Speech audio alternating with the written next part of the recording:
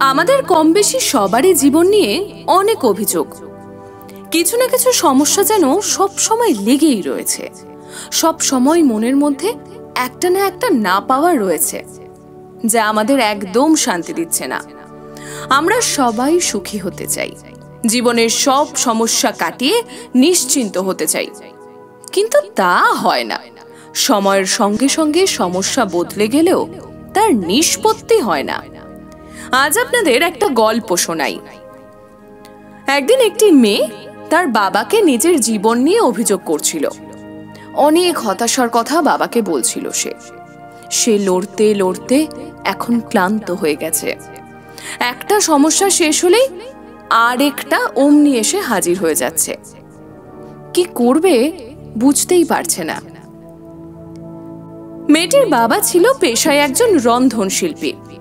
মেয়ের কথা শুনে তিনি মেয়েকে রান্নাঘরে ডেকে আনলেন। এরপর 3টি পাত্রে জল ভরলেন। তারপর পাত্রগুলো আগুনের উপর বসিয়ে দিলেন। 3টি পাত্রেই যখন জল ফুটতে শুরু করেছে, তখন তিনি একটিতে আলু, একটিতে ডিম আর অন্য একটিতে কফি ঢেলে দিলেন। এভাবে আরো কিছুক্ষণ জল ফুটতে থাকলো। বাবা কোনো কথা না বলে নিজের কাজ করে যাচ্ছে। অপরদিকে মেয়ে অধৈর্য হয়ে দেখে যাচ্ছিল বাবা কি করছিল। প্রায় মিনিট করে পরে জ্বালানি বন্ধ করে পাত্র 3টি নামিয়ে নিলেন। একে একে 3টি জিনিস 3টি পাত্রে সাজালেন। সেদ্ধ হয়ে যাওয়া আলু একটি পাত্রে, সেদ্ধ হওয়া ডিম একটি পাত্রে ও কফি একটি কাপে ঢেলে নিলেন। এরপর মেয়ের দিকে তাকিয়ে তিনি প্রশ্ন করলেন, কি দেখতে পাচ্ছ এগুলো? মেয়েটি উত্তর দিল, আলু, ডিম আর কফি। বাবা বললেন, ভালো করে হাতে নিয়ে দেখো। বাবার কথা মতো ধরে দেখলো মেয়েটি। আলুটা সেদ্ধ হয়ে নরম হয়ে গেছে। ডিমের খোসা ছাড়িয়ে দেখা গেল সিদ্ধ হয়ে শক্ত হয়ে গেছে। আর অন্যদিকে কফির কাপ থেকে সুন্দর গন্ধ বের হয়ে আসছে। দেখার পর মেয়েটি বাবাকে বলল, হাত দিয়ে যা বুঝলাম, আলুটা নরম হয়েছে, ডিমটা শক্ত হয়েছে আর কফি থেকে সুন্দর গন্ধ বের হচ্ছে। বাবা তখন মেয়েকে এটা ব্যাখ্যা করে বোঝালেন।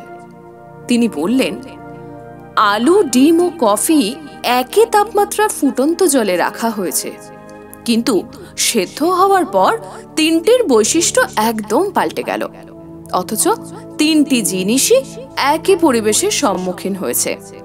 সেখানে আলু নিজেকে নরম করেছে, ডিম তরল থেকে শক্ত হয়েছে আর কফি নিজের সুগন্ধ ছড়িয়েছে।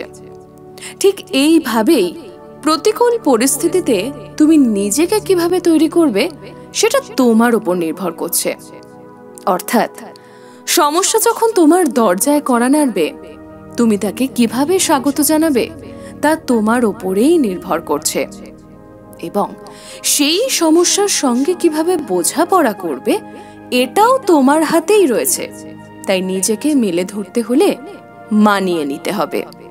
স্থান ও কালের পরিবর্তনের সঙ্গে সঙ্গে নিজেকেও পরিবর্তনশীল করে তুলতে হবে, তবেই তো কার্যসিদ্ধি হবে। গল্পটা কেমন লাগলো অবশ্যই জানাবেন। আপনাদের কাছে এমন অনুপ্রেরণামূলক কোনো গল্প থাকলে আমাদের সঙ্গে শেয়ার করবেন। আপনাদের গল্প সবার কাছে পৌঁছে দেব আমরা আমাদের পডকাস্টের মাধ্যমে।